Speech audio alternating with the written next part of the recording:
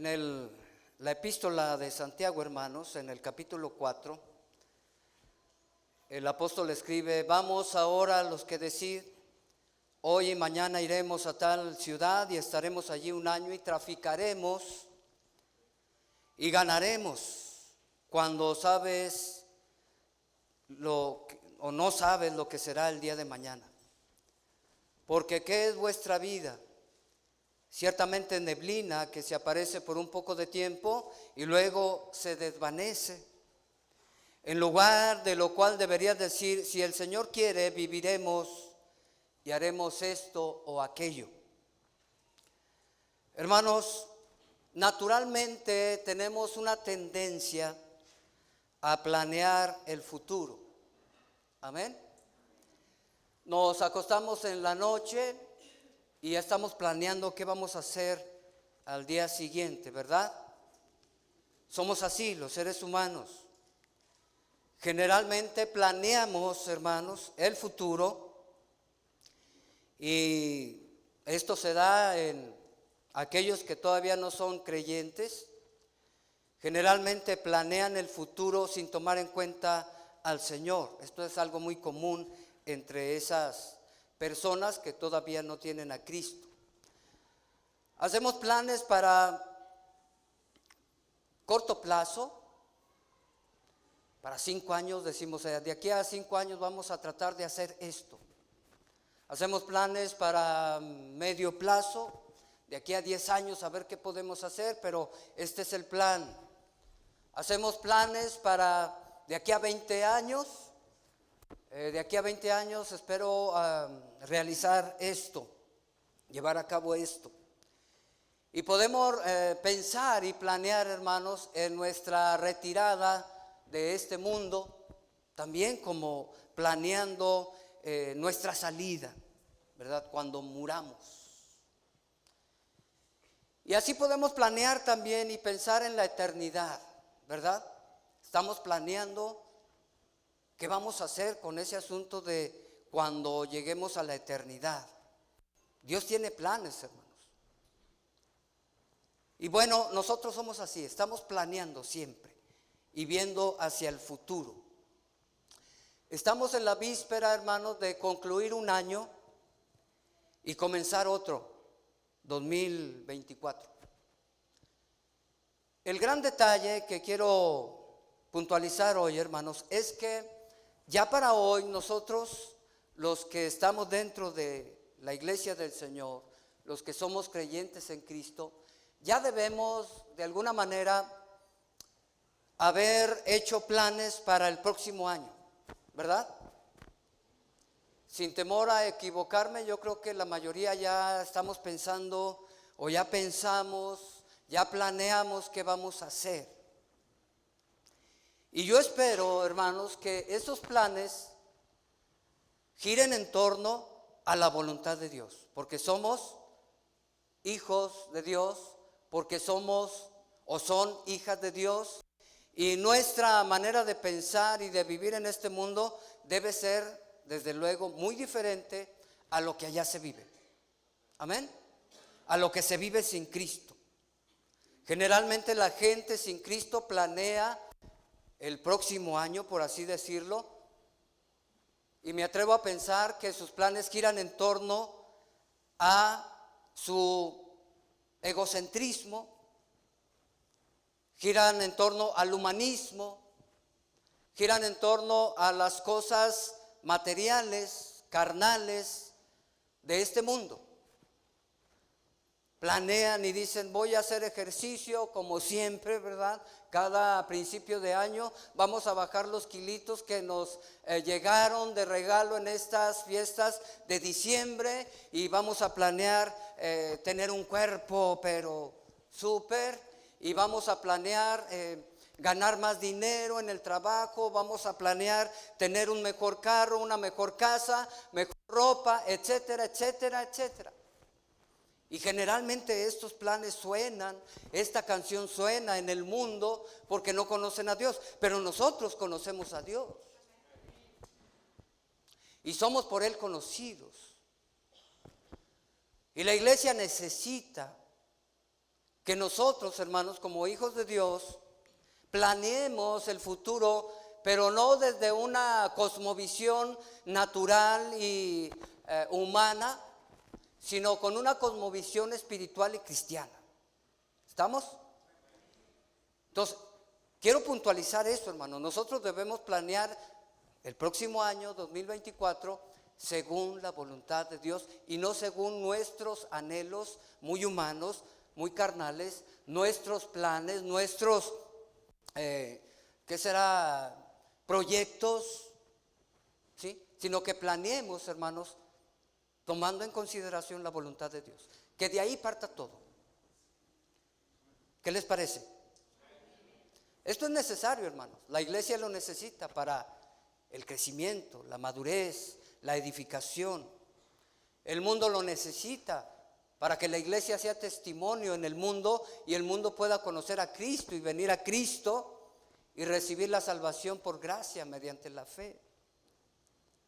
Es urgente que cada uno de nosotros que conformamos la iglesia del Señor tengamos una cosmovisión cristiana en cuanto a planear este próximo año que mañana comienza. ¿Cuántos dicen amén? Permítanme orar. Padre Santo, en el nombre de Cristo, Señor, te alabamos y te glorificamos. Te damos muchas gracias, Señor, porque estamos en este lugar. Es un buen lugar, un lugar donde se te alaba, se te adora, se te tributa, Señor, alabanza, reconocimiento. Un lugar donde somos alimentados con el pan espiritual, con la leche espiritual. Bendícenos en este mensaje, te lo suplico. Que tu Espíritu Santo obre en cada corazón según tu voluntad, según la necesidad propia de cada quien. En el nombre de Cristo te lo pedimos. Decimos.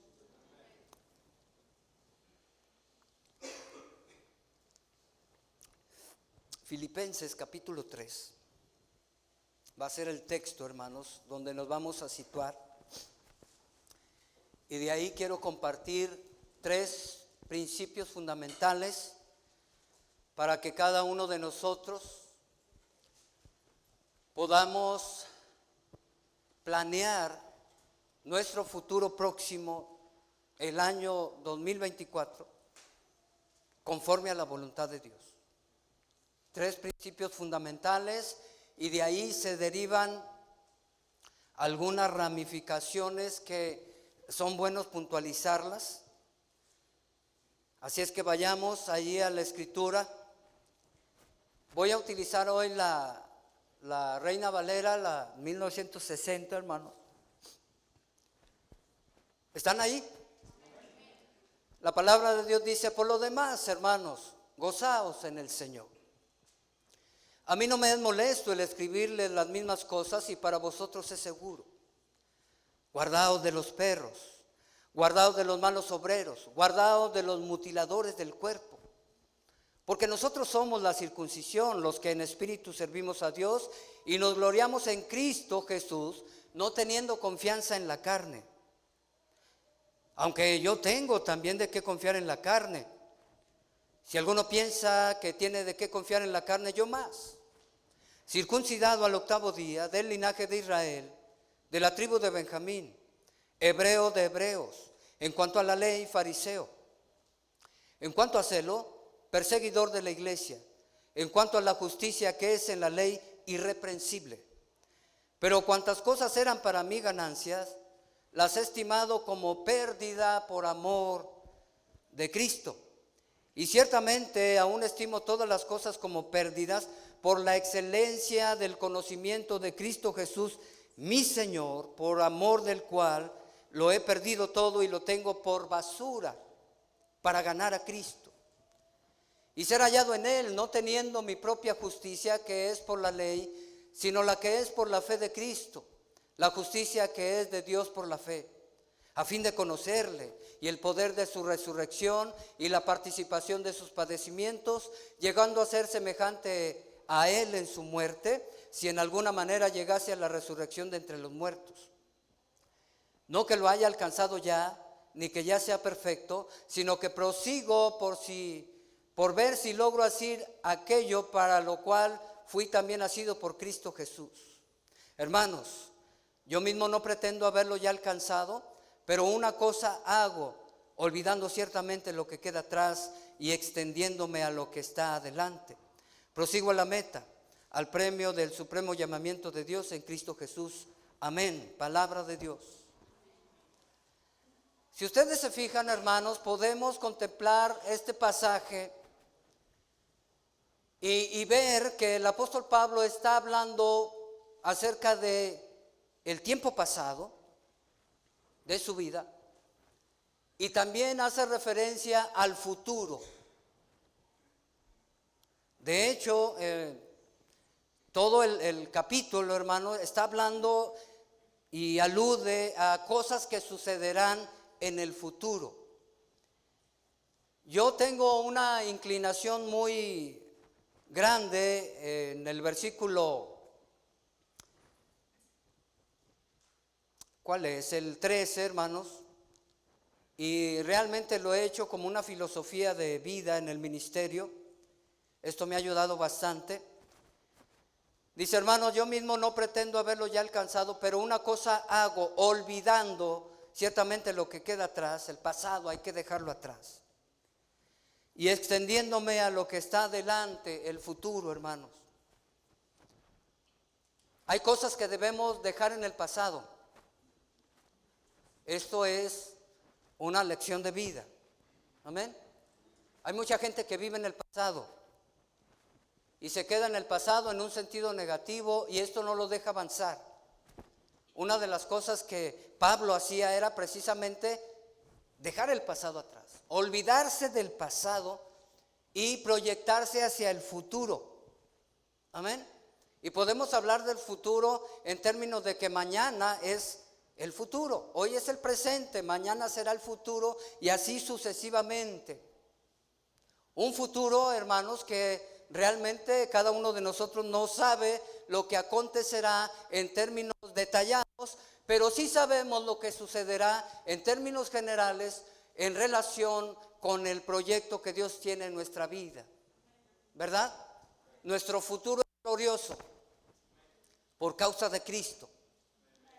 Nuestro futuro está asegurado por causa de Cristo. Pero nosotros, hermanos, cada uno de nosotros estamos cada día, cada momento alimentando ese futuro, construyendo ese futuro, asegurando ese futuro.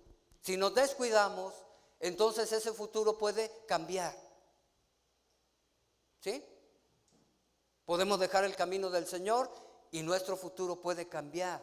Si la muerte nos sorprende fuera del camino de Cristo, nuestro futuro puede cambiar. Entonces, el apóstol Pablo, hermanos, si ustedes se fijan, planea el futuro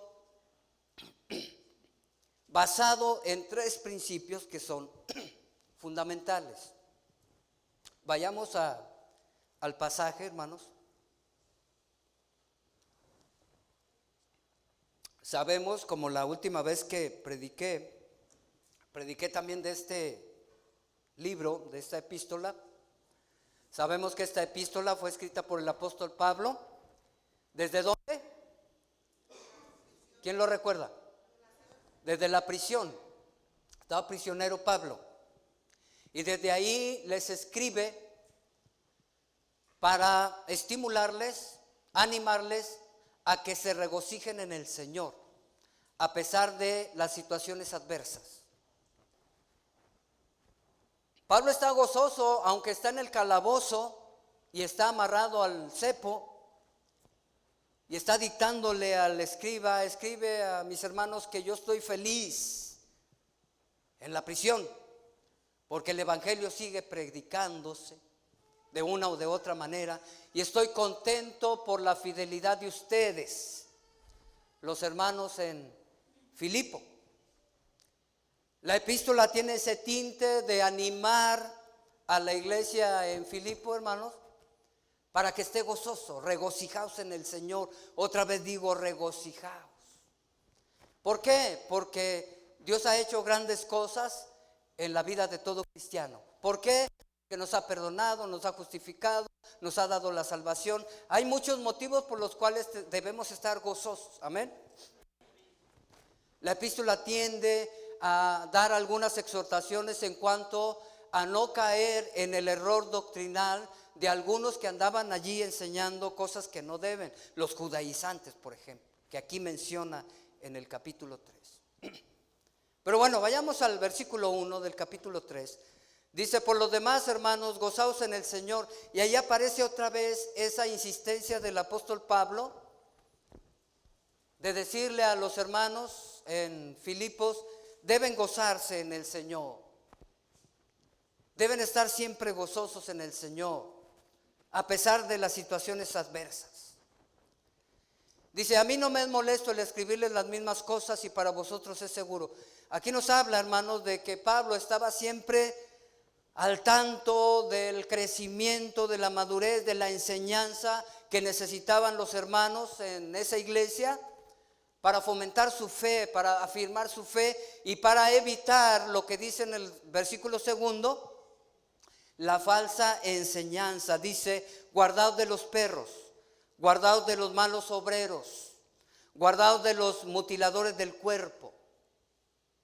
El apóstol Pablo utiliza un lenguaje muy despectivo, hermanos, cuando le llama a algunas personas, y esto se refiere a los gentiles, les dice perros, a los que no eran parte del pueblo de Dios. Dice: guárdense de los gentiles, de los perros. Guárdense de los malos obreros, refiriéndose a los judaizantes que enseñaban cosas de la ley,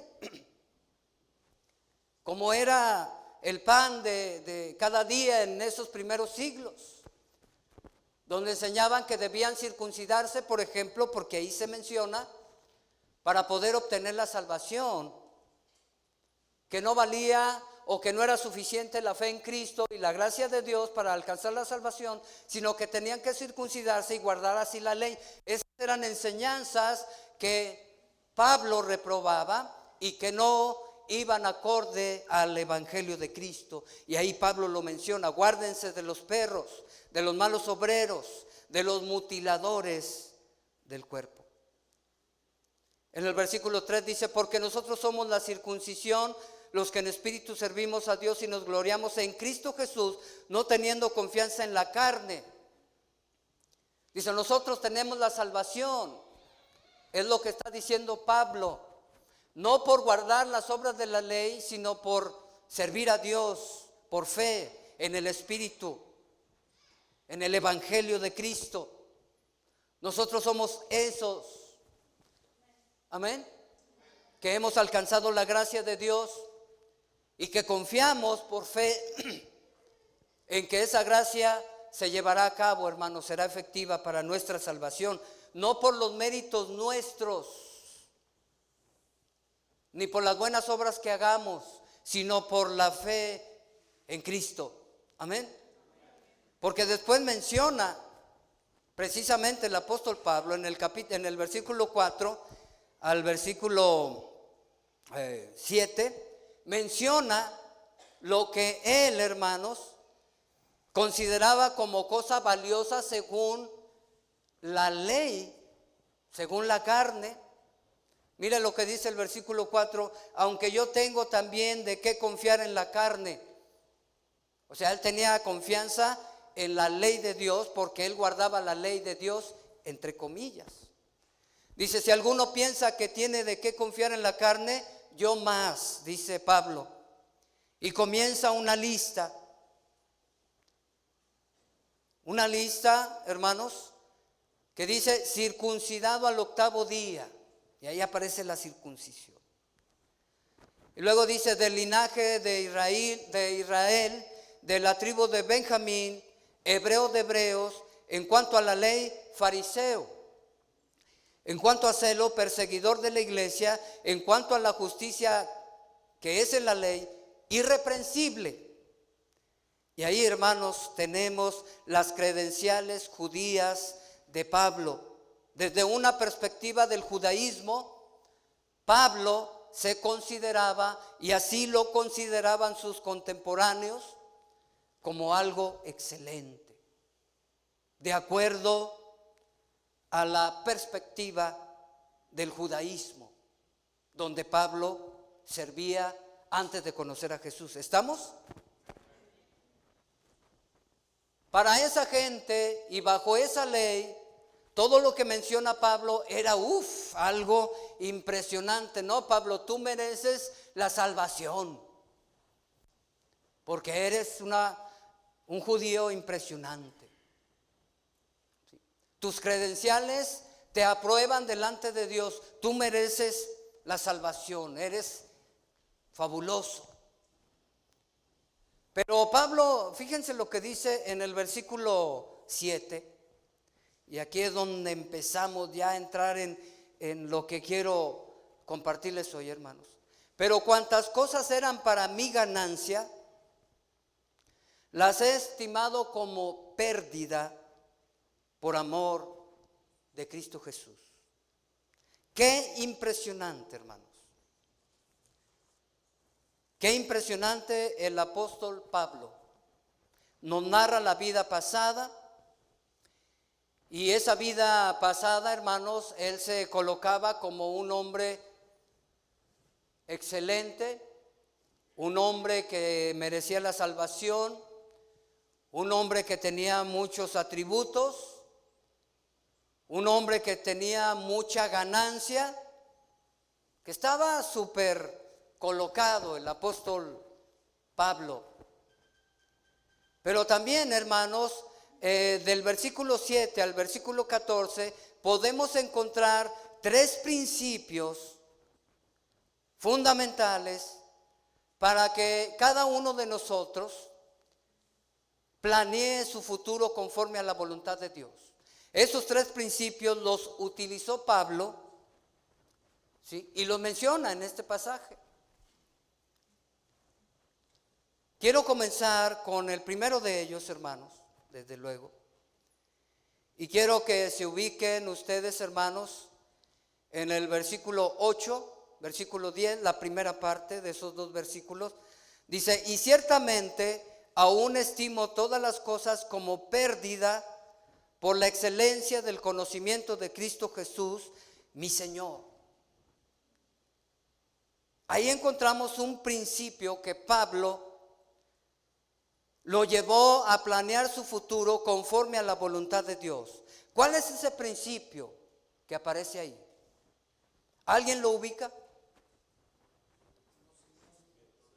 Exactamente. Los planes futuros de Pablo se originaban, giraban en torno al conocimiento que tenía de Cristo Jesús. ¿Qué les parece? Nosotros sabemos, hermanos, que el conocimiento intelectual no es suficiente para alcanzar la gracia de Dios, las promesas de Dios. Amén. Se requiere un conocimiento experimental. Y Pablo lo tenía. Lo digo porque hay muchos teólogos que conocen la Biblia, pero que ni cristianos son. Así es que no es suficiente tener conocimiento de Jesús, un conocimiento intelectual, sino más bien se requiere pasar a otro nivel y añadirle la experiencia propia de andar con Jesús. ¿Estamos?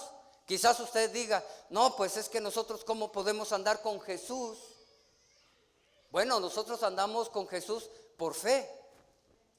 Nosotros andamos con Jesús por medio del Espíritu que Él ha hecho morar en nosotros, el Espíritu Santo. Amén. Podemos caminar con Jesús. Podemos andar manejando, salir de viaje con Jesús, porque Jesús va con nosotros. Podemos conocer a Jesús a través del conocimiento de la palabra de Dios, pero también podemos conocer a Jesús a través de nuestra relación personal con Él, nuestra comunión diaria con Él, a través de la oración, por ejemplo, a través de la convivencia con Él en todo momento que podamos. para que no pensemos en que, bueno, pues sí, pero por ejemplo los 12 anduvieron con Jesús y lo conocieron, comieron con Él, etc. No, nosotros también podemos conocer a Cristo, no solo intelectualmente, sino vivencialmente. ¿Cuántos dicen amén? Pablo conoció a Cristo de una manera impresionante. Hechos capítulo 9 nos narra la historia del encuentro que tuvo con Jesús. Sabemos la historia, iba camino a Damasco, Pablo, con otros ayudantes de él, con soldados inclusive, para apresar a los cristianos en la ciudad, en otra ciudad, la ciudad de Damasco. Y yendo por el camino, la historia nos narra, hermanos, que de repente una luz del cielo cayó sobre Pablo. Y Pablo cayó del caballo, ¿verdad? Y escuchó una voz que le decía: Saulo, Saulo, ¿por qué me persigues? Y Saulo dijo: pues ¿quién eres, Señor? Y él le dijo: yo soy Jesús. Qué maravilloso encuentro, hermano. Amén. Jesús glorificado se le presentó a Pablo: ¿por qué me persigues? ¿Qué traes tú? Y Pablo: ¿quién eres, Señor? Yo soy Jesús, a quien tú persigues. Dura cosa te es dar cosas contra el aguijón. Y desde ese momento, hermanos, Pablo cambió. Fue mudado a otro hombre. Amén. Conoció a Jesús, el Hijo de Dios. Conoció a aquel que había descendido de su trono, que había tomado forma de siervo. Conoció a aquel que obedeció completamente la ley. Conoció a aquel hombre sin pecado. Conoció a aquel que dio su vida por todos aquellos que somos pecadores. Lo conoció, hermanos, personalmente. ¿Sí? Y entonces desde ese momento en adelante, hermanos, todo cambió para Pablo. Su perspectiva de vida, su cosmovisión de vida cambió totalmente. Perseguía a los cristianos. Ahora, después de ese encuentro, iba a plantar iglesias. Y lo hizo. Amén. Iba a estar a favor de la obra de Cristo. Iba a predicar a Cristo. Y lo hizo de una manera formidable. Así es que, amados hermanos, Pablo, como todo buen judío, conocía acerca del Mesías. Y aunque cuando vino lo rechazaron, Pablo tenía conocimiento intelectual del Mesías, de Jesús. Amén. Pero en ese encuentro, hermanos, tuvo un conocimiento de experiencia vívido con la persona misma de Cristo Jesús. Si es que todo eso se requiere, hermanos. Cuando hablamos de planear nuestro futuro, el apóstol Pablo, hermanos, planeaba su futuro con el conocimiento de Cristo Jesús. ¿Qué le parece? Dele un aplauso de alabanza al Señor.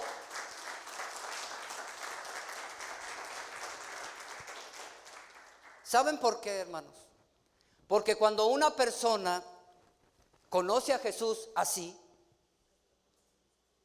cambia sus valores. Amén.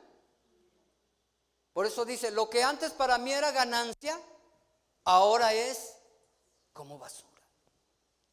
¿Por qué? Porque cuando una persona conoce a Cristo Jesús, así como Pablo, digo, no igual, porque pues ¿quién ha visto al Señor? Una teofanía. ¿A quién ha tenido una teofanía? No, pero conocemos a Cristo intelectualmente y vivencialmente. Amén.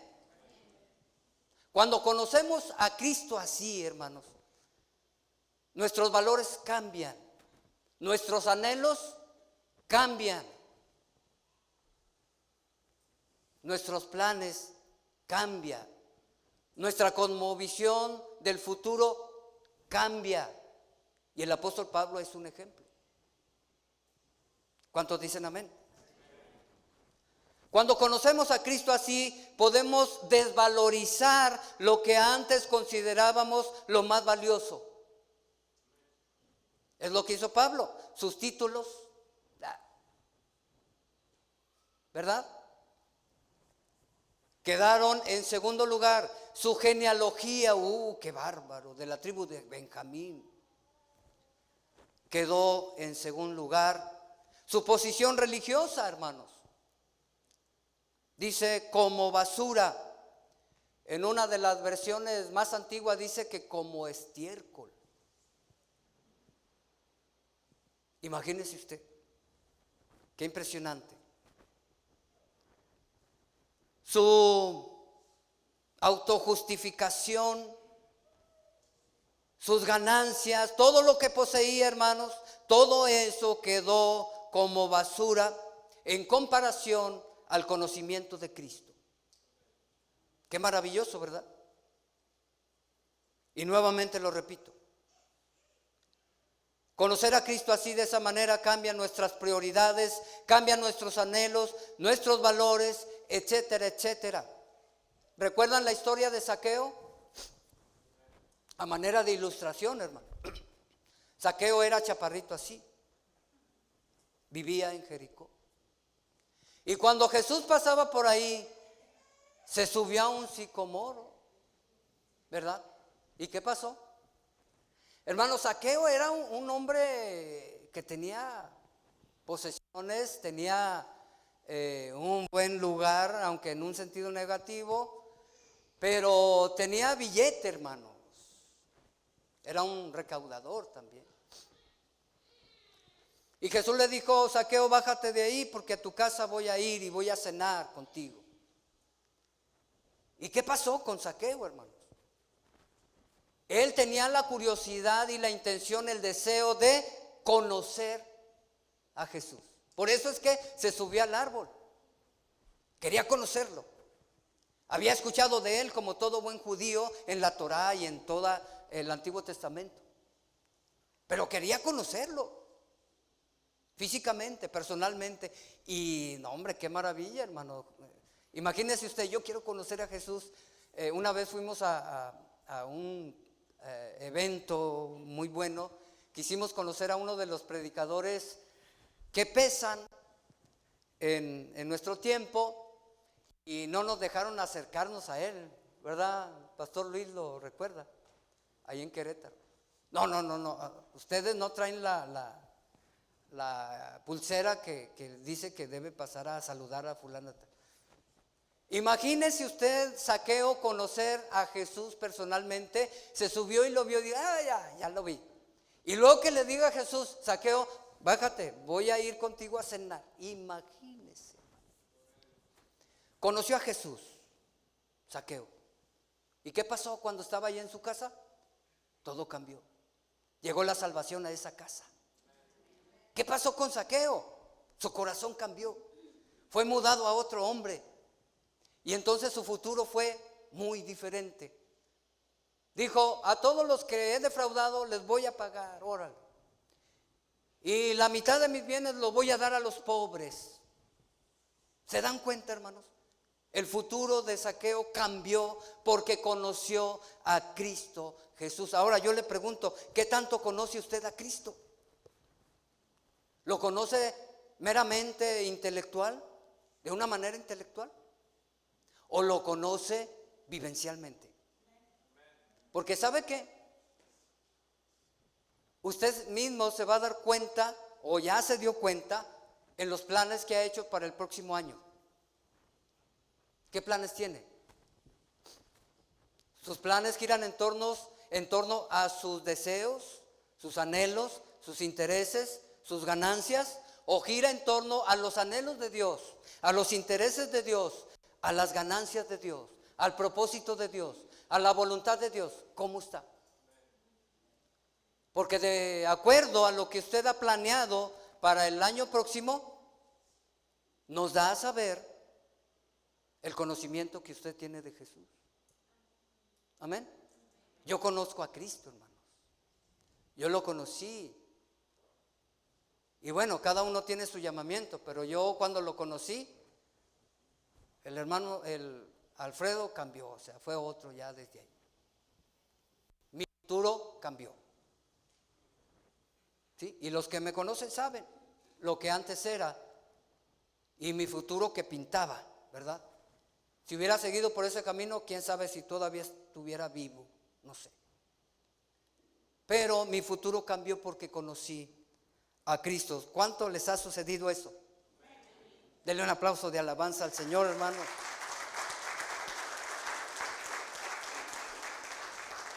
¿Conoce usted a Cristo al grado de darle prioridad a las cosas del reino de Dios?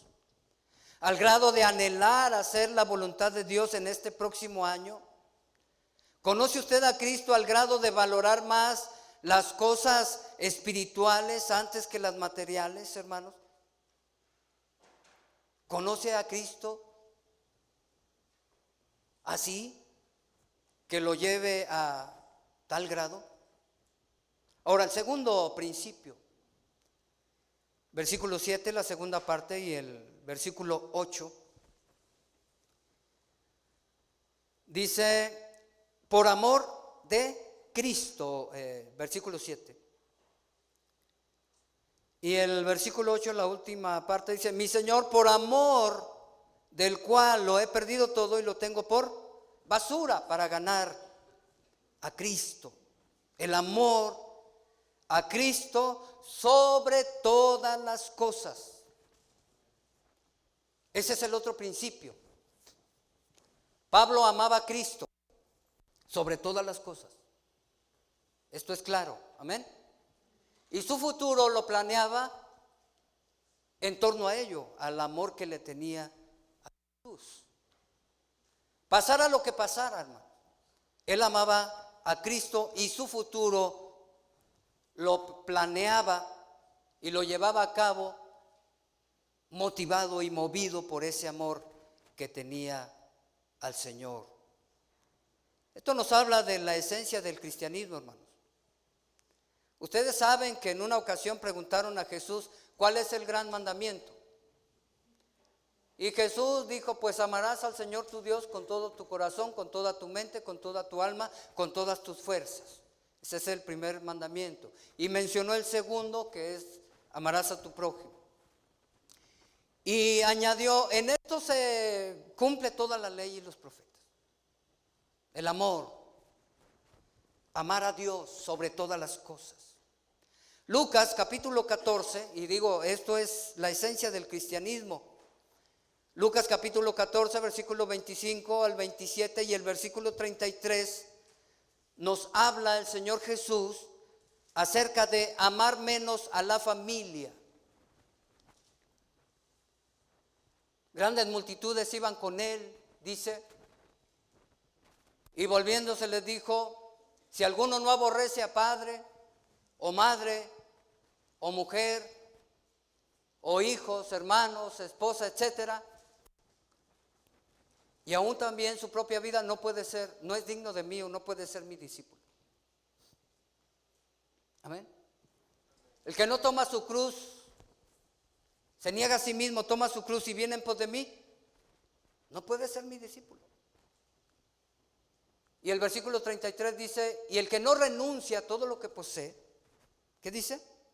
No puede ser mi discípulo. Impresionante, hermanos.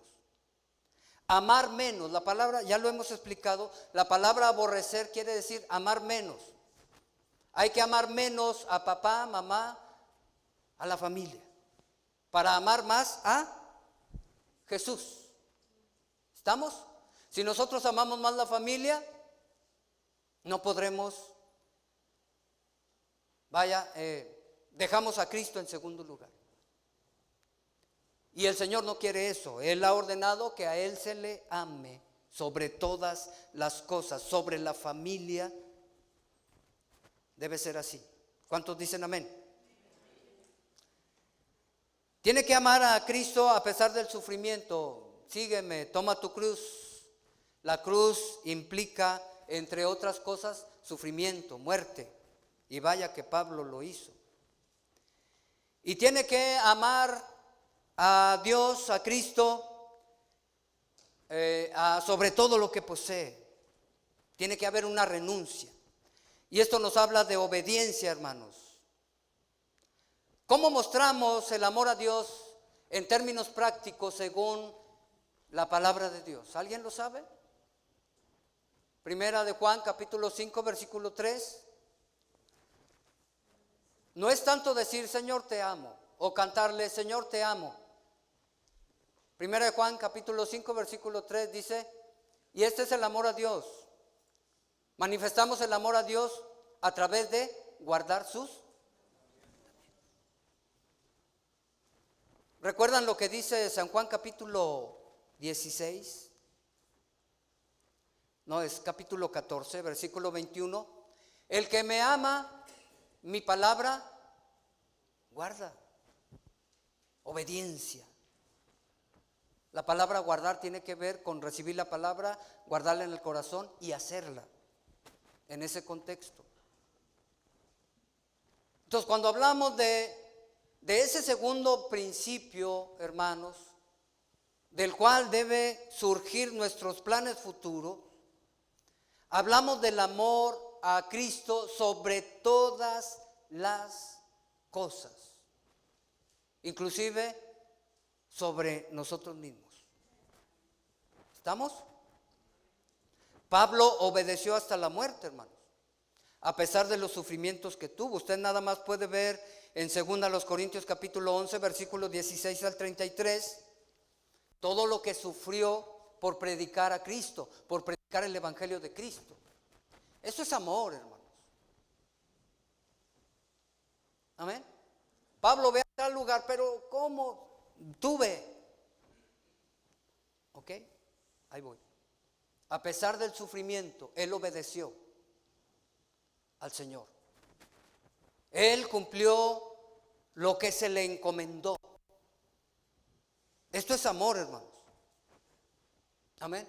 Sí, Dios le gusta que le digamos te amamos, Señor. Te cantamos, te amamos. Amén. Pero ¿saben qué es lo que realmente anhela el Señor? Y cumple la expectativa de Dios. Que nosotros guardemos sus mandamientos. Quizás me digan, no, pues ¿quién va a guardar los mandamientos? Perfectamente, nadie. Pero la intención cuenta. Es lo que hace la diferencia. Y la medida cuenta. ¿Estamos?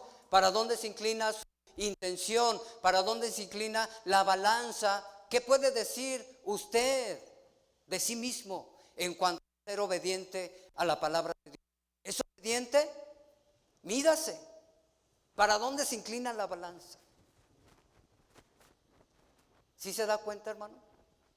Entonces, si amamos al Señor, hermanos, vamos a planear este próximo año para obedecerle. ¿Amén? ¿Cómo? En términos prácticos. Próximo año, nuestra vida devocional debe estar creciendo.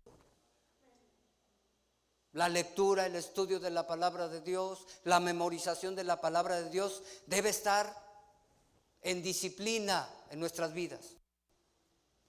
Si amamos al Señor, eso es lo que deberíamos planear para el año que viene.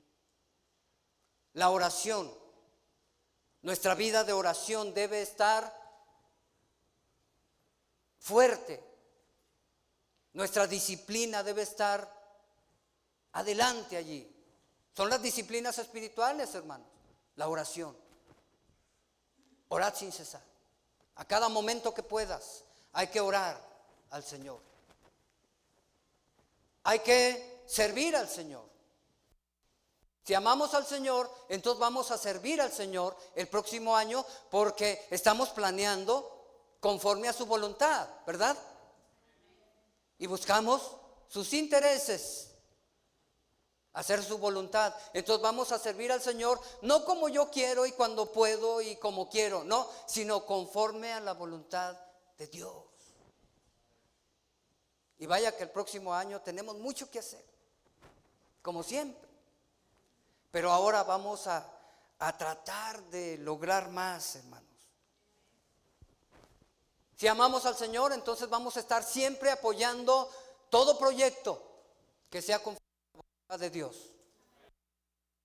Entonces llamamos a Dios, entonces próximo año todas las reuniones van a estar saturadas aquí, hermanos, porque amamos al Señor y hemos planeado nuestro futuro en apoyar todo lo que tiene que ver con la obra del Señor.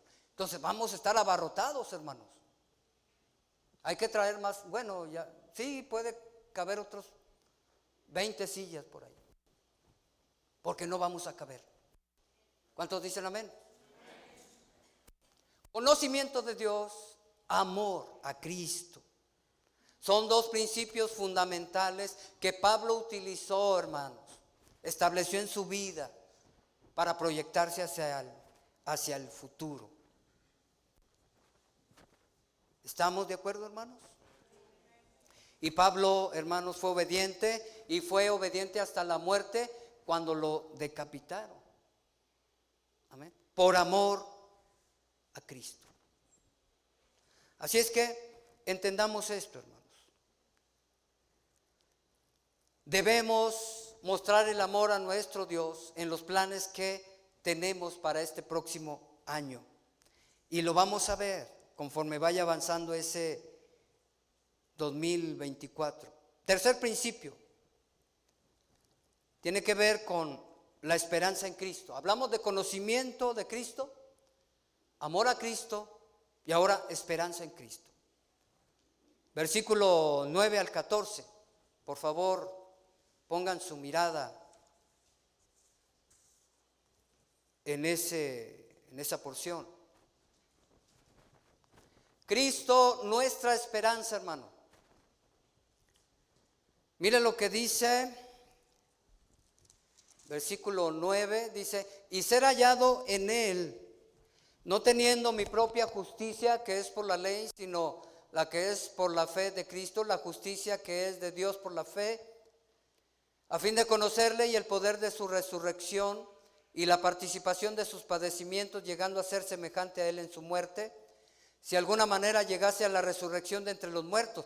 No que lo haya alcanzado ya, ni que ya sea perfecto, sino que prosigo por ver si logro asir aquello para lo cual fui asido también por Cristo Jesús. Hermanos, yo no pretendo haberlo ya alcanzado, pero una cosa hago, olvidando ciertamente lo que queda atrás y extendiéndome a lo que está delante, prosigo a la meta, al premio del supremo llamamiento de Dios en Cristo Jesús. Nuestra confianza, o la confianza, la esperanza que Pablo tenía en Cristo y en sus promesas, porque ahí se mencionan algunas promesas, era el motor, la motivación para proyectarse hacia el futuro. Otra vez lo repito. La esperanza que Pablo tenía en Cristo y en sus promesas era la motivación para que Pablo se proyectara hacia el futuro y viviera ese futuro conforme a la voluntad de Dios. Amén. ¿Cuántos, hermanos, han depositado su esperanza en Cristo? ¿Amén? Debemos de poner nuestra esperanza en Cristo y no en nuestros propios logros o capacidades. Amén, porque de eso estamos hablando. Debemos de poner nuestra esperanza en Cristo, hermanos, y no en lo que podamos nosotros hacer con nuestras propias fuerzas o tener. Debemos confiar, hermanos. Debemos poner nuestra esperanza en el Señor. Eso debe motivar. ¿Por qué? Hablamos de la persona de Cristo, hermanos. Qué maravilloso es el Señor Jesucristo. Aquí nos dice que todo cristiano está unido a Cristo. ¿Cuántos dicen amén? Somos parte del Señor. Somos identidad con Él. Estamos unidos a Cristo en su muerte, Romanos capítulo 6, en su sepultura, en su resurrección, para andar en una vida nueva. ¿Cuántos dicen amén? La motivación viene cuando cada uno de nosotros, hermanos, sabe que la justicia que Cristo consiguió en la cruz se nos ha dado cuando creímos en Él. ¿Amén? Eso nos motiva o nos debe motivar a que nuestros planes futuros, hablando del 2024, hermanos, giren en torno a la voluntad de Dios y no a lo que nosotros queramos o anhelemos desde un punto de vista muy humanista, muy carnal. Hablamos de que la resurrección, que tiene que ver con una promesa futura, hermanos, versículos 10 y 11, eso sirve como motivación para que vivamos según la voluntad de Dios en nuestro futuro próximo. Amén.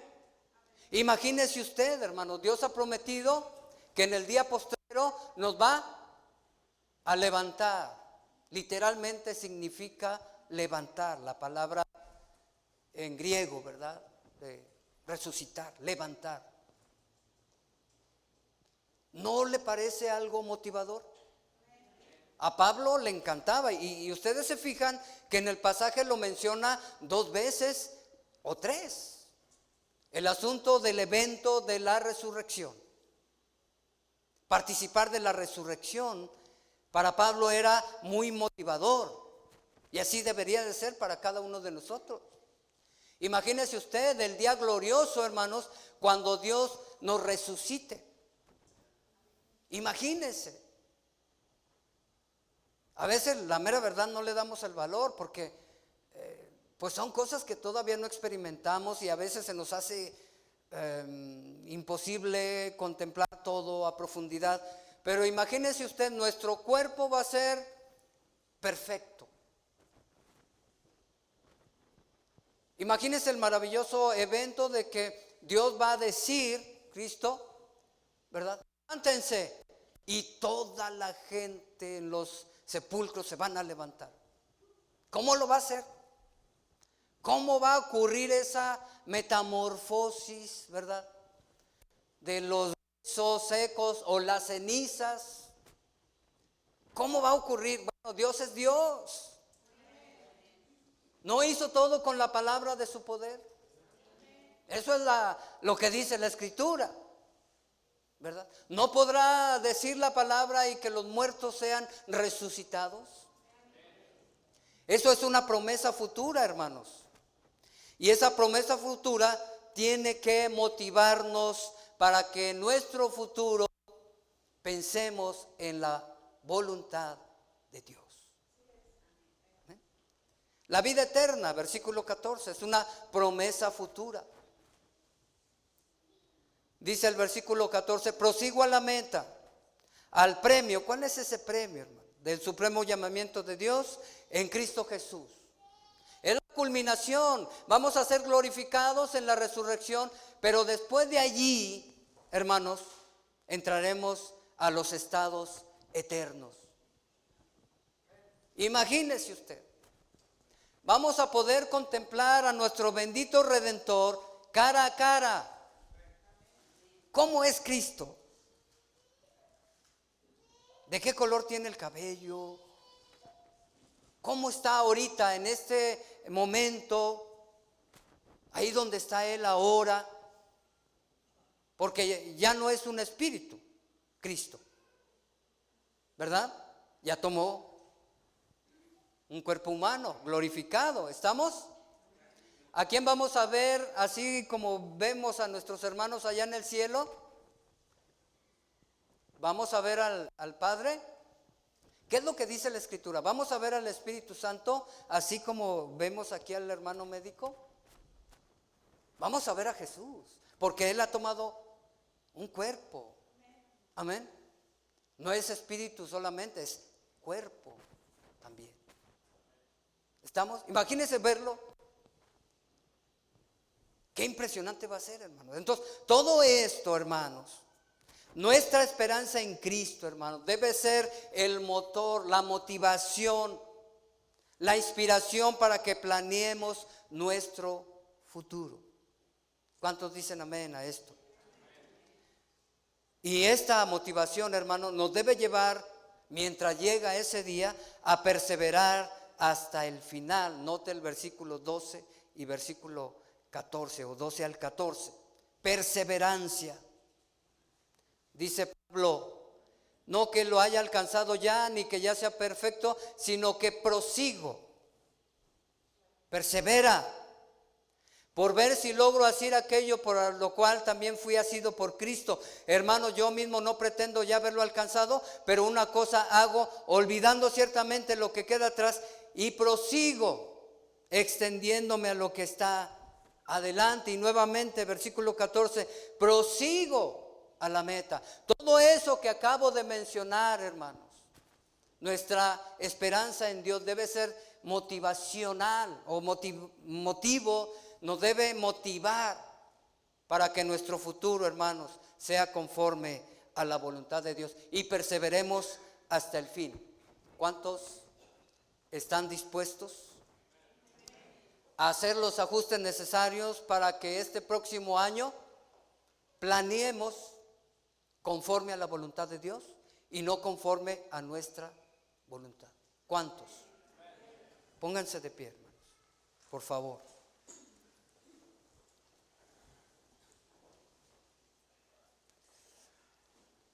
Los planes para el futuro deben diseñarse a partir de estos tres principios fundamentales: conocimiento de Cristo, amor por Cristo y la esperanza en Cristo. Todo esto debe motivarnos a buscar hacer la voluntad de Dios en este 2024 que mañana comenzamos, hermanos. Hagamos planes para este 2024 conforme a la voluntad de Dios, hermanos. Es necesario, la iglesia lo necesita, urge que cada uno de nosotros nos unamos en este pensamiento. Planear este próximo año conforme a la voluntad de Dios, para su gloria, para la madurez espiritual, el crecimiento, la edificación de la iglesia y para la salvación de muchas personas que todavía no tienen a Cristo. ¿Alguien diga amén? ¿Estamos dispuestos? Vamos a orar. Cierren sus ojos. Señor, bendito seas, Padre. Hoy, según nuestro calendario en esta tierra, concluye un año más. Mañana estaremos celebrando otro año, Señor. Sabemos que tú estás próximo para regresar por tu iglesia. Y entre tanto ocurre ese maravilloso evento.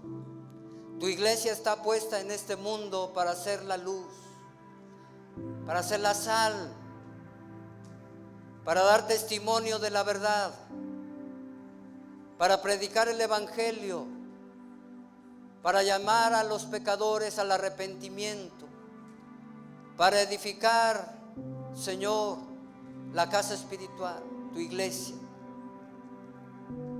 Para realizar eso, Señor, se requiere hacer planes que vayan conforme a tu voluntad. Esos planes surgen cuando te conocemos de una manera experimental, que tenemos la experiencia de platicar contigo, de andar contigo, de tener comunión contigo. Esos planes surgen del amor que te tenemos. Nosotros te amamos porque tú nos has amado primero. Señor, esos planes surgen por la esperanza que tenemos en ti, la esperanza futura de la resurrección, de la vida eterna. Ayúdanos, te lo pedimos, para que en este próximo año cada uno se alinee a tus propósitos y de esa manera seamos bendecidos todos, de manera personal, de manera matrimonial, de manera familiar, de manera congregacional. Oh Señor, y de esa manera también que sea bendecida esta comarca lagunera. Ayúdanos a todos, te lo suplicamos en el nombre poderoso de Cristo. Decimos amén. Dios les bendiga, hermanos, continuamos.